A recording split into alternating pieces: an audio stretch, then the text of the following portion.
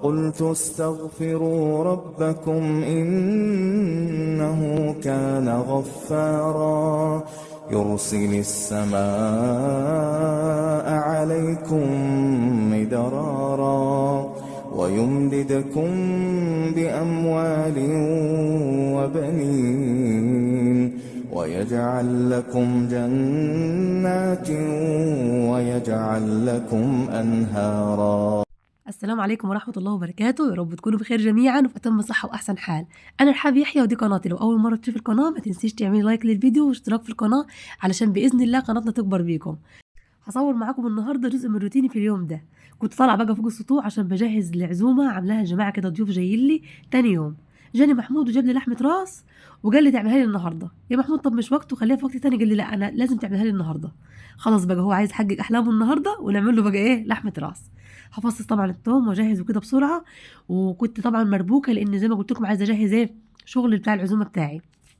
وفي نفس الوقت انا بفصص التوم وانا مش عارفه بصراحه هعمل ايه في العزومه ومحتاره ولسه ما جهزتش اي حاجه خالص.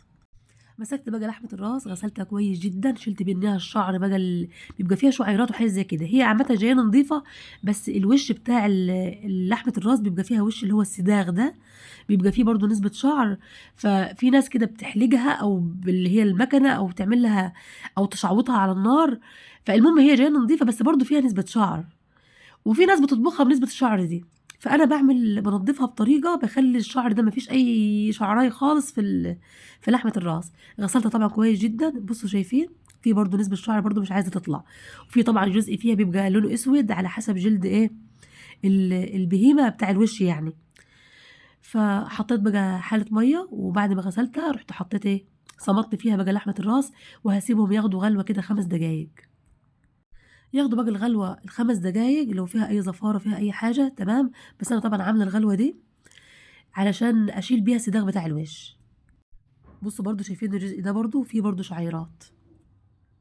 حطيتها كلها بقى في المية بعد ما غليت وسبت بقى قطعتين اللي هم لحمة صافية وفيهم دهن كده ما فيهمش زفارة يعني مش محتاجين ان هم يتحطوا في الشوربة وتشيلي زفارتهم او تشيلي الحاجات اللي فيهم. هحضر بقى كام فص توم كده حلوين 10 فصوص توم كده حلوين يكونوا عشان يدوا ريحة حلوة للصلصة بتاعة لحمة الراس. قطعت طبعا قرن فلفل طرنشات. بصوا هنا الصلصه فرحانه بيها جايبه المكنه اللي هي بتلحم الكياس ما شاء الله. فكنت عامله الصلصه وطبعا الطريقه دي بتخلي الصلصه ايه مش بتاخد مكان في الفريزر. فانا كنت عاملاها قبلها بيومين وكنت فرحانه بيهم بوريهم لكم يعني.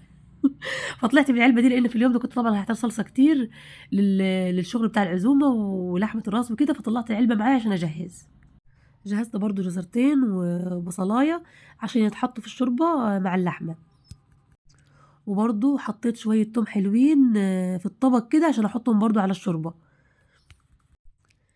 دلوقتي لحمة الراس اتسلقت. هوريكم بقى بنضيفها ازاي. هي طبعا زي ما قلت لكم نظيفة وزي الفل بس هو الصداغ اللي بيبقى فيه نسبة الشعر دي بشيلها خالص. وهوريكم هشيلها ازاي.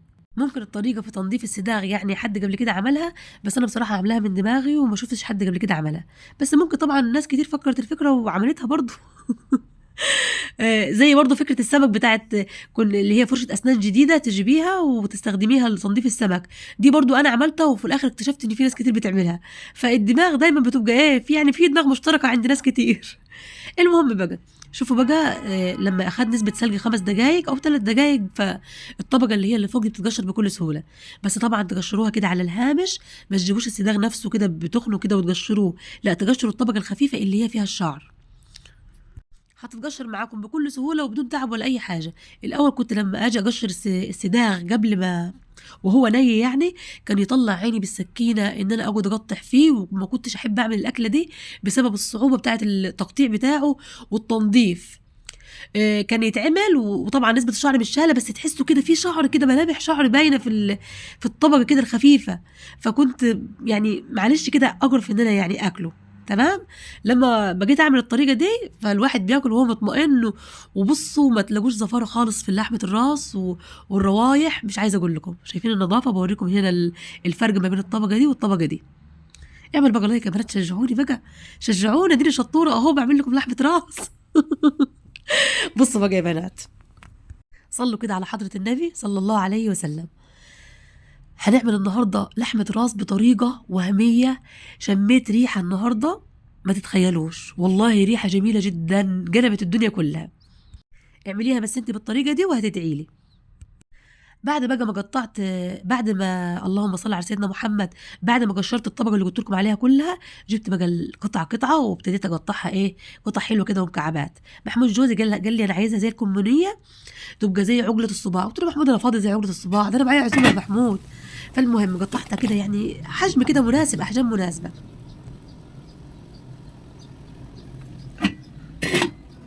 وطبعا وانا بقطعها كنت مجهزه حله ميه، حطيت فيها بقى الجزر والثوم والفلفل.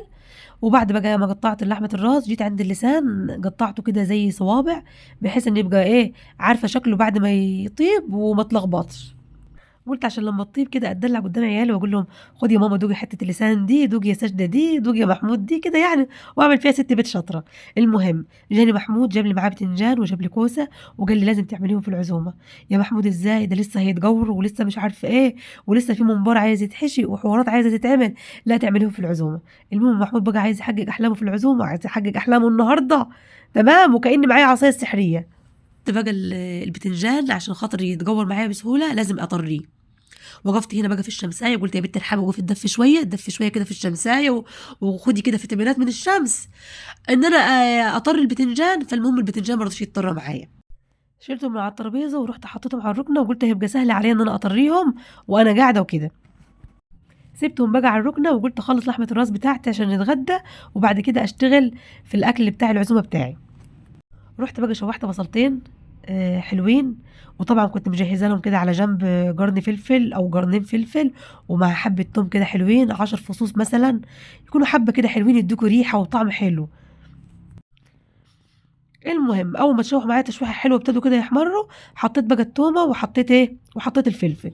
بس انا هنا غلطت غلطه ان انا هرست التومه في الهراسه، كان المفروض ان انا اقطعها تقطيع. اول ما حطيتها طبعا اتشوحت معايا بسرعه التومه واحمرت، فانا كنت حابه ان لحمه الراس تاخد معايا لون في التشويحه اكتر، لون ذهبي اكتر. فان التومه طبعا احمرت معايا فكنت خايفه ان تدي مراره، فيا دوبك اديتهم تشويحه وبعد كده حطيت لهم الصلصه.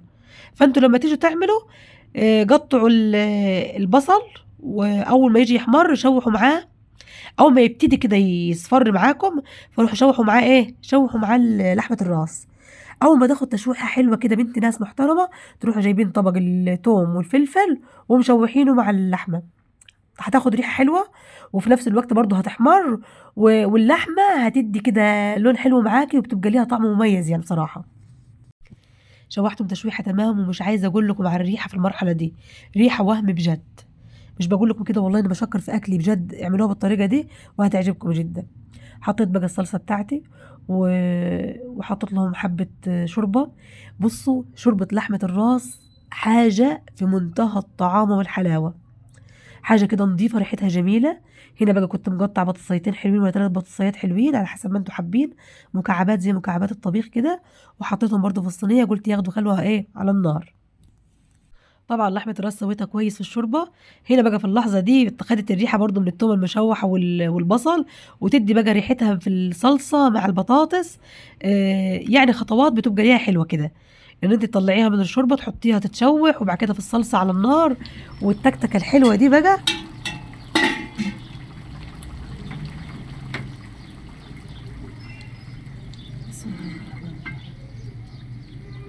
زي ما انتوا شفتوا بقى التكتكه اللي على النار اللي تفتح النفس دي. دلوقتي بقى البطاطس طابت واللحمه الراس برضو اخدت برضو طياب حلو، بس بقى نحطها اللحظه بقى بتاعت الفرن دي بتدي ريحه اروع وطعم برضو اروع. جبت بقى الصينيه البايركس بتاعتي عشان احط بقى فيها لحمه الراس واحطها في الفرن عشان اقدمها بطريقه حلوه وافرح محمود. لو تفتكروا اخر مره لما عملت لحمه الراس لمحمود من كام شهر، عملتها له في الصينيه زي دي وحطيتها في الفرن الكهربائي، وطبعا حصلت المصيبه وقتها، اللي شاهد الفيديو شاف. طبعا فرجعت وعملت زي انفجار كأن انبوبه ضربت، بس الحمد لله ربنا ستر يعني ان في اللحظه دي ما كنتش قدامها، فما حرمتش وهعمل فيها تاني برضه. هي نضيفة جدا والله وبستخدمها طبعا من فترة كبيرة، بس النصيب بقى اللي حصل المرة اللي فاتت. بحب جدا الصواني البايركس في التقديم وفي الاكل بتبقى حلوه كده وشكلها حلو، وبحب كمان الطواجن الفخار برضو بتبقى تحفه وبتخلي الاكل اخر طعامه. المهم حطيتها بقى 10 دقايق ولا ربع ساعة بالكتير في الفرن. الصلصة غمقت أكتر، وبصوا الريحة بقت مختلفة عن أي ريحة بقى، مختلفة عن ريحة الشوربة، مختلفة عن ريحة البوتاجاز، فكل مرحلة ليها ريحة معينة. ما شاء الله ريحتها جميلة جدا. جربوها بالطريقة دي يا بنات وادعوا لي. ما تنسوش بقى لو وصلتوا لحد هنا تعملوا لي لايك وتشجيع كده حلو منكم في التعليقات.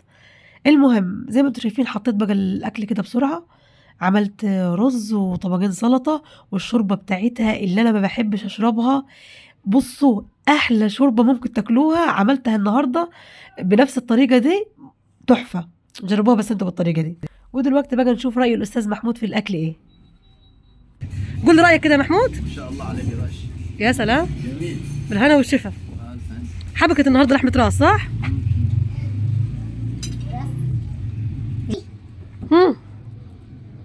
صح والله. انت مش عايز تقول حاجة تاني؟ عايز اقول تسلم ايدك. بس كده؟ تسلم ايدي بس. وتسلم رجلك. شكرا شكرا. ودلوقتي اللهم لك الحمد اتغدينا على خير. ربنا يا رب يجعل ديارنا جميعا كده عامرة بالخير والرزق يا رب. دلوقتي هجهز الخضرة بتاعة العزومة.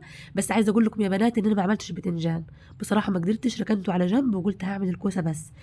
كنت حابة اعمل وصفات خفيفة وبسيطة عشان اقدر استقبل يعني الضيوف اللي جايين لي. واعذروني ان انا ما صورتش طبعا الوصفات ولا الحاجات دي، ما كنتش هقدر لان عملت اصناف، فالواحد طبعا واخد راحته في القعدة ويطير ويعمل، فما كانش ينفع ان انا اصور، وكانت دماغي كده مربوكة شوية.